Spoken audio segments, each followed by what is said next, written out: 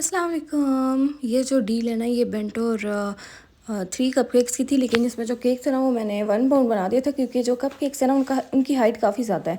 तो अगर बेंटो बनाती ना तो दोनों बराबर बराबर लगते तो वो अच्छे ना लगते।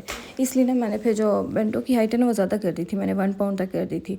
और होता है, कोई नुकसान वगैरह नहीं होता इसका, अगर आप लोग एक्स्ट्रा लेयर भी लगा दो। तो अगर पड़ी हुई हो ना तो फिर मैं लगा देती हूँ, तो एक्स्ट्रा अगर पड़ी हुई हो। बाकी इन लाइनर्स का आप लोग पूछते हैं कि अब मैं कहाँ से लेती हूँ, मैं तो इधर इस्लामाबाद से लेती हूँ, सईद ट्रेडर से मंगवाती हूँ। मैं दिल्ली हाउस से भी मिल जाते हैं, तो मैं यही मंगवा लेती हूँ। थोड़े से एक्सपेंसिव होते हैं नॉर्मल की निस्बत, बहुत ज़्यादा एक्सपेंसिव होते हैं, और क्वांटिटी भी कम आती है उसकी निस्बत।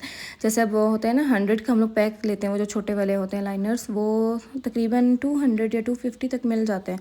तो ये जो है ना, ये 50 का पैक या पता नहीं 30 का पैक, ये 450 का मिलता है। तो इसका थोड़ा सा एक्सपेंसिव है, लेकिन मैं ले लेती हूँ क्योंकि अच्छे लगते हैं ज़्यादा। इनके अंदर वो आ जाते हैं, लगता है कि मटेरियल है इसके अंदर काफ़ी ज़्यादा, तो इसलिए। और बाकी राइटिंग कर लेंगे, हैप्पी फादर्स डे लिखना था इसके ऊपर। हैप्पी फादर्स डे जो है ना, मैं गनाश से नहीं लिखती हूँ, मैं जेल से लिखती हूँ। ये चॉकलेट ग्लेज जेल है।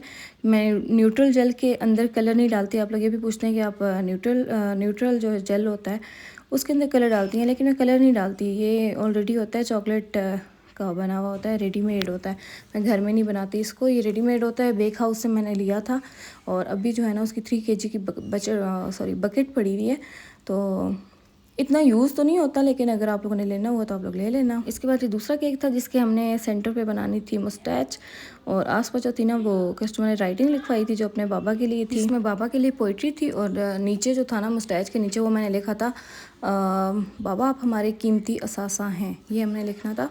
और फिर ये जो पोइट्री थी ना, ये बड़े मज़े की थी।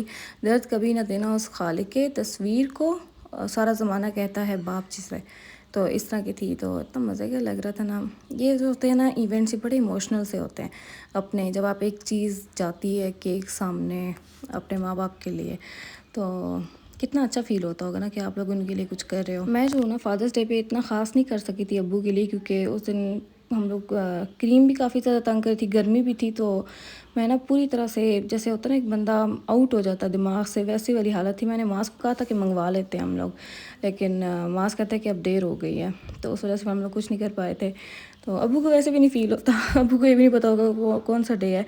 जब मदर्स डे था ना, तो हमने अब्बू को बताया, अब्बू आज मदर्स डे है ना, उस वजह से ऑर्डर्स आए। अब्बू कहते हैं वो क्या होता है मतलब कि अम्मी वो बहुत ज़्यादा, उनको इन चीज़ों का नहीं पता। अच्छा, ये जो केक था ना, इसमें ना कस्टमर ने मुझे कहा था कि आपने ना साइड पे हार्ट्स लगाने हैं, तो वो उन्होंने ना वॉइस में कहा था। तो मैं जो ना रिटर्न मैसेज में हमेशा डिटेल्स मंगवाती हूँ केक की, क्योंकि मैंने सेव करनी होती है। मुझे तो नहीं पता ना कि कौन से कस्टमर ने क्या करवाना है, तो जो रिटर्न मैसेजेस में होती है ना डिटेल्स, वही मैं करती हूँ। तो उन्होंने वॉइस में बताया था, तो मुझे याद ही नहीं रहा था। वही बाद में कस्टमर ने मुझे कहा था कि हार्ट्स भी बनाने थे। मैंने कहा फिर जो मैंने मैसेजेस सेव किए थे उसमें तो हार्ट्स का नहीं लिखा हुआ था। मैंने फिर ऐसे ही, क्योंकि उन्होंने जो सैम्पल पिक्चर भेजी थी ना उसमें भी सिर्फ यही वाइट और ब्लैक का ही था। और बाकी ये शाम का टाइम था, हम लोग हमारा प्लान था, हम लोगों ने जाना है झील में, जाना है खब्बे की झील में जाना है, लेकिन प्लान नहीं बन पाया था। वो कज़न है ना, उसकी छोटी बेटी है, उसकी वजह से थोड़ा सा मसला बन गया था। तो हमने कहा फिर यहीं पे ना अगले शहर जाते हैं, तो उधर जाके खाना पीना करते हैं। तो हम लोग यहाँ पे फैमिली कैफ़े में गए थे। यहाँ पे जाके हम लोगों ने पहले तो हम लोग बाहर लॉन में जाके बैठे, लेकिन वहाँ पे मच्छर का था काफ़ी ज़्यादा हालांकि इतना मज़े का यहाँ पे ठंडा ठंडा सा इलाका था ना, बारिश भी हुई थी, इतना मज़ा आ रहा था। लेकिन कज़न कहती है घर चलो, सॉरी अंदर चलो कि वो आ रहे हैं, मच्छर आ रहे हैं बहुत ज़्यादा। तो हम लोग फिर अंदर आ गए थे। अंदर फिर हम लोगों ने पिज़्ज़ा बर्गर मंगवाया था, और फिर हमने जाते वक्त आइसक्रीम भी ले ली थी। और वहाँ पर जाके मुझे पता चला था कि ये जो होती है ना, ये जो एक आइसक्रीम थी, मुझे नाम भूल गया इसका, ये इसराइली थी लेकिन वो ख़रीदने के बाद मुझे पता चला था। फिर हम लोग घर आ गए थे सब कुछ खा के। और ये देखें केसर बेस है, जो ऐसे रात के टाइम दिखती है लाइटों में, इतनी प्यारी लग रही थी।